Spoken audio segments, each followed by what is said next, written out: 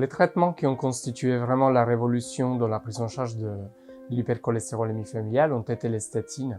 Maintenant sur le commerce depuis 30-40 ans, ont permis vraiment d'améliorer considérablement l'espérance de vie des patients atteints de cette pathologie.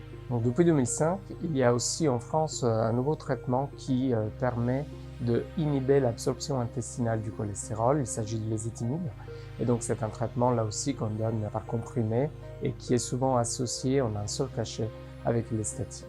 Un autre traitement qui est destiné aux formes plus graves, qui a été classiquement presque le seul traitement pour les hypercholestérolémies familiales homozygotes, c'était les aphérèses. On traite des patients avec cette technique depuis 50 ans. C'est un traitement qui reste toujours d'actualité pour les formes les plus graves. Pour les formes moins graves, les hypercholestérolémies familiales hétérozygotes non compliquées, les statines sont très efficaces et elles suffisent à atteindre les objectifs de LDL-cholestérol chez une bonne partie des patients. Pour les formes déjà un peu plus complexes, il y a souvent besoin d'une association par statine et ézetimibe, mais ce traitement PEROS quotidien suffit à bien contrôler le bilan lipidique de ces patients.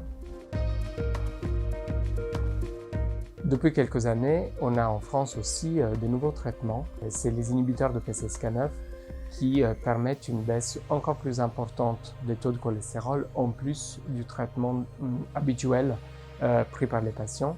Il s'agit d'injections qui se font de façon bi-hebdomadaire, toutes les 2 semaines, et qui permettent vraiment d'atteindre des bons objectifs de LDL-cholestérol. Ils sont pour l'instant réservés aux patients avec les formes plus graves, donc soit aux patients éligibles aux aphérèses, soit aux patients qui ont déjà fait un événement cardiovasculaire.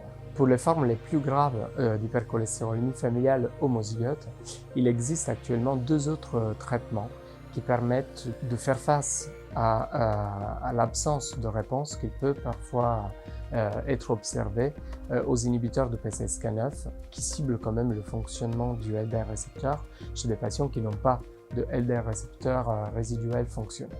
Il s'agit donc de l'omipatide qui va cibler une autre protéine députée à la synthèse, à l'agrégation de certaines lipoprotéines dans le foie et qui donc consiste en un cachet qui se prend de façon quotidienne et qui demande quand même une baisse des apports en graisse très conséquente, donc qui demande un suivi diététique du patient assez rapproché. Il y a aussi des nouveaux médicaments qui vont bientôt arriver sur le marché et qui sont associés aussi à une efficacité très importante sur la baisse du LDL, ce qu'on voit donc pour la première fois chez les patients avec une hypercholestérolémie familiale homozygote. Il s'agit cette fois-ci de perfusions qui se font en raison d'une fois par mois, donc dans un contexte hospitalier.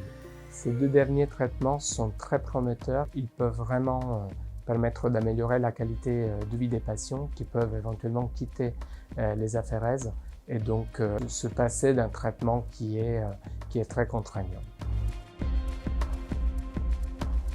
Malgré l'efficacité de chacun de ces traitements, ce qu'il faut quand même retenir, c'est que la mutation génétique de fond joue un rôle important dans la prédiction de la réponse au traitement. Donc ça passe toujours par une évaluation d'experts et par des réunions de consultation pluridisciplinaires où vraiment on évalue l'indication à un certain type de traitement plutôt qu'un autre et la variabilité de la réponse au traitement est toujours un élément qu'il faut prendre en compte. Donc c'est une évaluation qui se fait aussi dans le suivi de chaque patient.